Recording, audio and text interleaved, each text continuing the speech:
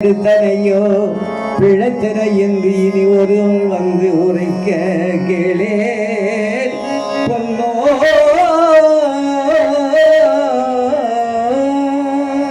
எடுத்த கலை அனைத்திற்கும் எதிரில்லை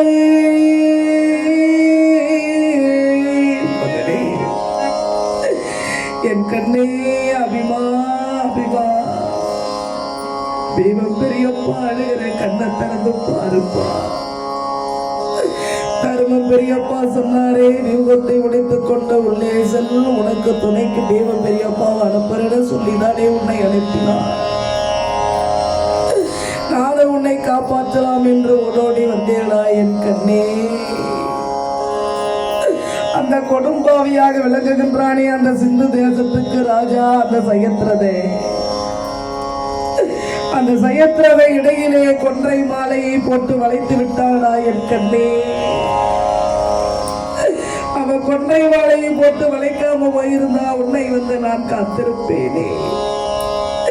அப்பொழுது உன்னுடைய உள்ள என்னவெல்லாம் எண்ணியதோ தம்பி மகன் தானே போகட்டும் என்று பெரியப்பா வராமல் இருந்து விட்டாரோ தன் மகனா இருந்தா வந்திருப்பாரே என்றெல்லாம் நினைக்கின்றாயோ என்னவோடா என் கண்ணே. என் மகனே அபிமா என் மகனே அபிமா உன் உயிர் பிரிகிற பொழுது என்னவெல்லாம் நினைத்ததோ தம்பி மகன் தொலைந்து போகட்டும் என்று பீமம் பெரியப்பா வரவில்லையா என்றெல்லாம் உன்னுடைய மனம் எண்ணுகிறதோ என்னவோடா. என் மகனே உன்னுடைய தாய் சுபத்திரைக்கு என்ன பதில் சொல்வது, உன் மனைவி உத்தரகுமாரிக்கு என்ன பதில் சொல்வது, உனக்கு பிறக்க போகின்ற பிள்ளை முகத்தை பார்க்காமலே போய்விட்டாயே. உனக்கு பிறக்க போகின்ற பிள்ளையினுடைய முகத்தை பாராமலேயே போய்விட்டாயே.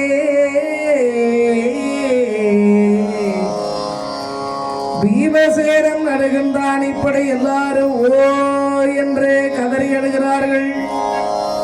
அப்படி எல்லாரும் கதறி அழுகின்ற சமயத்திலே அங்கே சென்றிருக்கின்றானே வடக்கு திசையினை அர்ஜுனை. இப்போ பகவான் கண்ணையும் பெருமான் இங்க நடக்கிறதெல்லாம் கண்ணை மூடி பார்ப்பான். சஞ்சகத்த ராஜாக்களை வென்றுவிட்டு அர்ஜுனன் திரும்பி வந்து கொண்டிருக்கின்றான். பகவான் பார்த்தார். அபிமன்யு இறந்த செய்தி கேள்விப்பட்ட அர்ஜுன் உயிரோடு இருக்க மாட்டான். ஏன்னா உதவாத பிள்ளையா இருந்தா ஒரு நாள் 2 நாள் அழுதுட்டு ஒழிஞ்சு போட்டு தூக்கி விட்டுடலாம். உதவர பிள்ளை, வீரப்பிள்ளை, அற்புதமான பிள்ளை, சிறந்த வீரன். ஒரு பீமனுக்கு 10,000 யானை பலம் என்றால் அபிமன்யுவுக்கு 5 பீமனுடைய பலம் 50,000 யானை பலம். அப்பேற்பட்ட ஒரு சிறந்த வீரன் இறந்து போனா அந்த மனவலி எப்படி இருக்கும்? குழந்தையா இருக்கும் போது மண்ணலங்கம் போயிட்டா கூட அது கொஞ்ச நாள்ல மறந்துடும். அது வளர்ந்து நல்லா பயிர் தருகின்ற சமயத்திலே இறந்து போனா அது மனம் எப்படி இருக்கும்? அது தாங்க முடியுமா? இப்பொழுது இதெல்லாம் யோசித்த கண்ண பரமாத்மா என்ன செய்கிறார்? மனதிலே தேவேந்திரன் நினைக்கிறார். தேவேந்திரா உடனே மகன் அர்ஜுனனை காப்பாற்ற வேண்டும் என்றால் நீ வந்தே ஆக வேண்டும். இப்பொழுது ஆகாயத்திலிருந்து அர்ஜுனன் வருகிறார். ஆகாயத்திலிருந்து தேவேந்திரன் அர்ஜுனனை காப்பாற்றுகிறார். கையிலே 10 மாத குழந்தை, 10 மாசம் இருக்கும் ஒரு குழந்தை கையில, ஒரு 10 மாத குழந்தை இருக்குது. கையிலே ஒரு 10 மாத குழந்தையை வைத்துக் கொண்டு நெருப்புல விழறதுக்கு ஆயத்தமா நிக்கிறான். கண்ண அர்ஜுன காதல விழற மாதிரி சத்தம் போடுறான். நெருப்ப ஓட்டிட்டு, என் மகனே நீயே இல்லாத உலகத்திலே நான் இருந்து என்ன செய்ய போகிறேன்? இப்பொழுது நெருப்பிலே விழுந்து சாக போயிடா என் கண்ணே உன்னோடு என்று. என் மகனே என் மகனே என் மகனே நானும் வருகிறேன் நானும் வருகிறேன் நானும் வருகிறேன் என்று நெருப்பு போட்டுறான். இந்த காட்சியை பகவான் கண்ண பரமாத்மா அர்ஜுனனுக்கு காட்டினார். அர்ஜுனா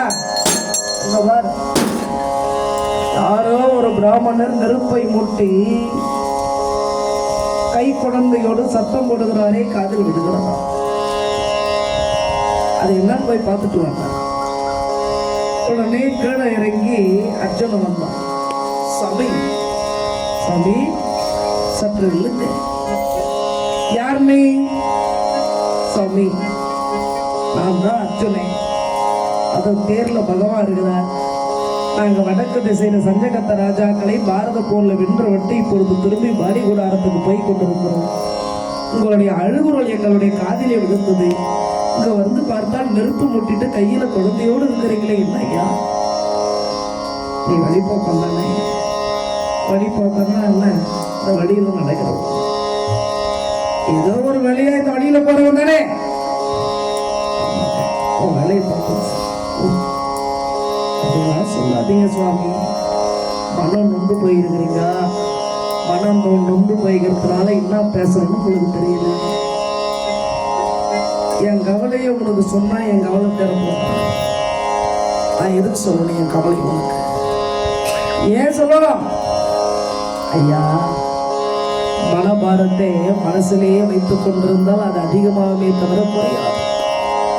நம் பாரத்தை யாரிடத்திலாவது சொன்னால் அதற்குண்டான ஒரு வழியை அவங்க சொல்றாங்களோ இல்லையோ, அந்த பாரத்தை சொன்னால் மனமானது கொஞ்சம் அமைதியாக விடும். குழந்தையோடு இந்த நெருப்பு சுற்றி வரீங்களே எதுக்காக? எருது நோய் காக்காய்க்கு தெரியாது, உனக்கு சொன்னா புரியாது, நீ புறப்படு அப்படின்னா சொல்லாதீங்க சுவாமி. தானே ஒரு கவலை கஷ்டம் கண்ணீர்லாம் எனக்கு தெரியுது, சொல்லுங்க சுவாமி. எருது நோயே, எருது காலில் புண்ணு இருக்குது. ஒரு காக்கா போய் குத்துது. குத்துற காக்காவுக்கு தெரியுமா இந்த புண்ணை குத்துறதுனால என்ன வலி எடுக்கும் எருதுக்குன்றதுன்னு? குத்துற காக்காவுக்கு தெரியுமா? அந்த மாதிரி அவங்கவுங்க விரல் மேல அடிபட்டாதான வலிக வேதனையும் தெரியும். மற்றவங்க விரல் மேல அடிபட்ட அந்த வலி என்னன்றதுக்கு எதனாலும் சொல்லிட்டு நம்ம போயினே இருப்போம்.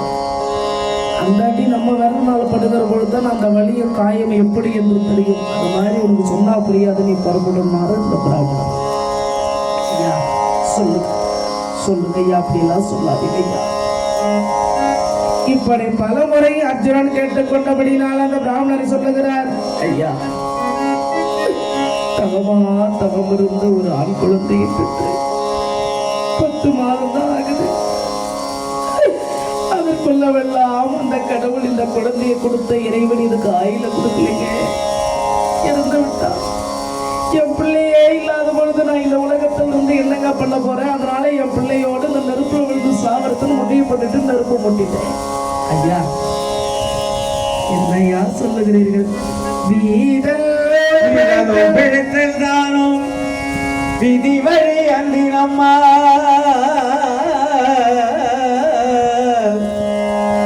ஆதரம் அழி உண்டோ நின்னி வேறு அறிஞர் உண்டோ?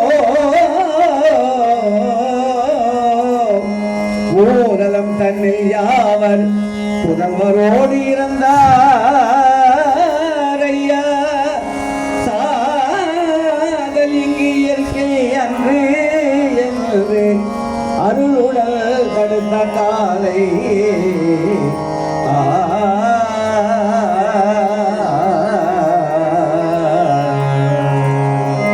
வீரலும் பிழைத்தல்தானும் விதிபடி அன்றி நம்மால்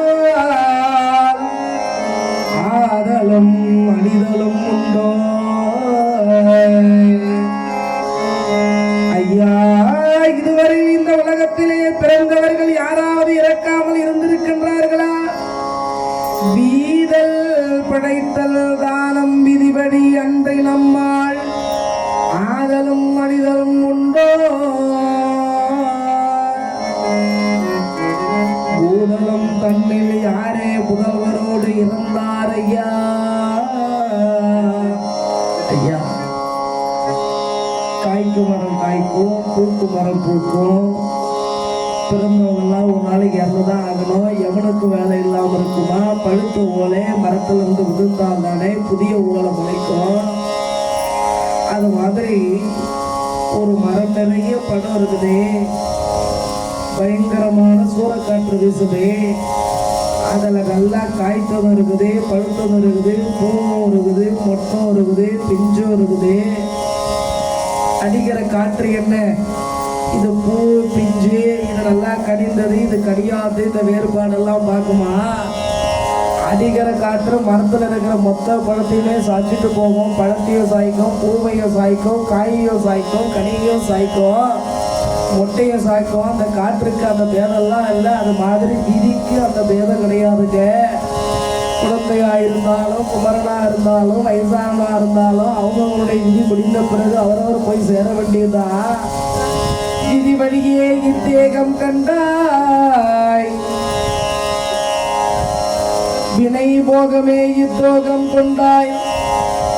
வினைதான் ஒழிந்தால் திணையளவும் இல்லாது காண்பாய். சிவபாதம் நினை பட்டத்தார் சொல்றார். வினை போகமே இத்தேகம் கண்டாய். இந்த உடம்பு எதனால வந்தது? வினையால வந்தது. இதுல இருந்து என்னென்ன வேலை செய்யணும்னு இருக்குதோ அது வரைக்கும் தான் இந்த உடம்புல உயிர் இருக்கும். அந்த வேலை முடிந்த பிறகு யாருக்காக எதிர்பார்த்து கொண்டிருக்காது இருக்காது. இந்த உயிர் தானா பிரிஞ்சு போயிடும். அதனால இந்த உடம்பே இருக்கின்ற உயிரானது எப்பொழுது பிரிய வேண்டும், எப்பொழுது இருக்க வேண்டும் என்று நாம் செய்கின்ற அந்த வினையோ விதியும் தான் முடிவு செய்யணும். அதனால ஐயா, இந்த குழந்தையுடைய விதி முடிந்தது. அதனால இந்த குழந்தை இப்பொழுது இறந்து விட்டது.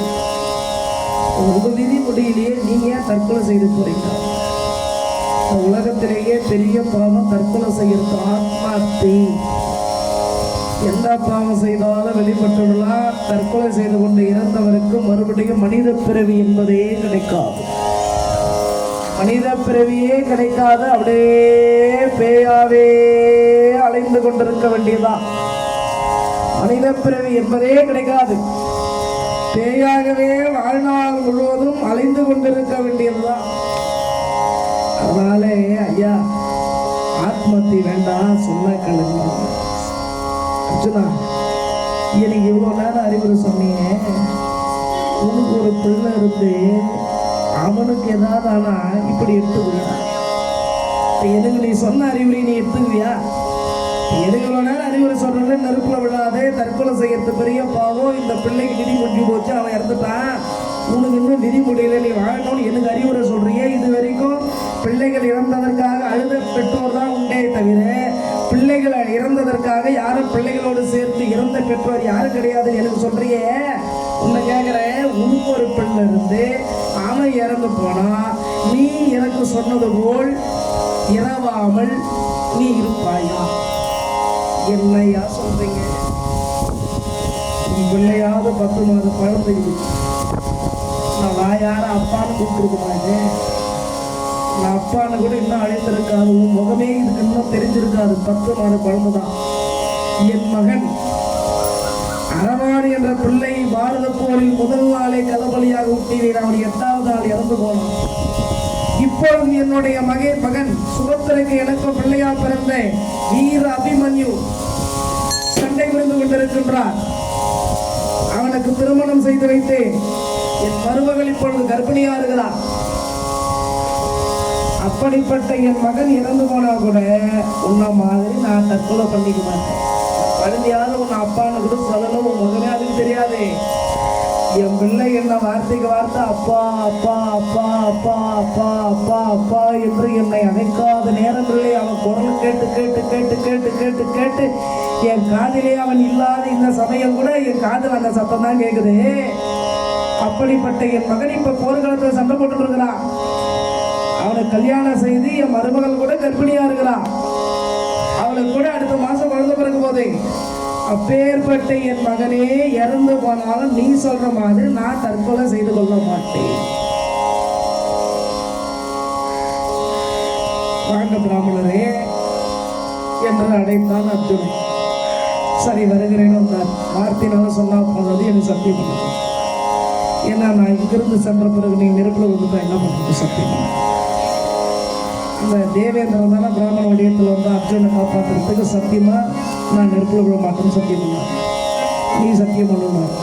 என் வாழ்க்கையில் இப்படிப்பட்ட துன்பங்கள் வந்தால் நானும் தற்கொலை செய்து கொள்ள மாட்டேன், இது சத்தியம்னு சத்தியம் பண்ணிட்டு அர்ஜுனன் வந்தான். பகவான் இடத்துல சொன்னான், கோபாலா அந்த பிராமணனை காப்பாற்றி விட்டேன். என்ன சொன்னாய் அர்ஜுனா? நெருப்பிலே விழுந்து பிள்ளை இறந்ததற்காக பிள்ளையினுடைய உடம்போடு நெருப்பிலே விழுந்து உயிரை விடுவதற்கு துணிந்து அந்த பிராமணனை காப்பாற்றி விட்டேன். அந்த பிராமணனை காப்பாற்றினல்ல, அந்த பிராமணனை காப்பாற்றின புண்ணியம் உன்னை காப்பாற்றும். அந்த பிராமணனை காப்பாற்றிய புண்ணியம் உன்னை காப்பாற்றும். எது நம்மளை காப்பாற்றும்? நாம் செய்கிற புண்ணியம் தான் காப்பாற்றும். இவ்வளோ விஷயங்கள் பாருங்க பாரதத்திலே, மகாபாரதத்திலே இல்லாதே கிடையாது. எது நம்மை காப்பாற்றும்? நாம் செய்கிற புண்ணியம் தான் நம்மை காப்பாற்றும். எது நம்மை வாழ வைக்கும்? நாம் செய்கிற புண்ணியம் தான் நம்மை வாழ வைக்கும். எது நம் வம்சத்தை காப்பாற்றும்? நாம் செய்கின்ற புண்ணியம் மட்டும்தான், நாம் செய்கிற நல்லது மட்டும்தான் நம் பிள்ளைகளையும் நம் வம்சத்தையும் நம்மையும் காப்பாற்றும். அதனாலே புண்ணியம் ஒன்றுதான் காப்பாற்றும். இப்ப பிராமணன் நீ காப்பாற்றல, அந்த புண்ணியம் உன்னை காப்பாற்றும். வந்து தேரிலே ஏறி அமர வைத்துக் கொண்டு வாடி கூடாரத்தை நோக்கி வருகின்றார். ஸ்ரீமதே ராதாரமண கோவிந்தா. அர்ஜுனனும் கர்ணனும் வாடி கூடாரத்தை நோக்கி இப்போது தேரை கண்ணையும் பெருமான் தேரை செலுத்தி அர்ஜுனன் வருகின்றார்.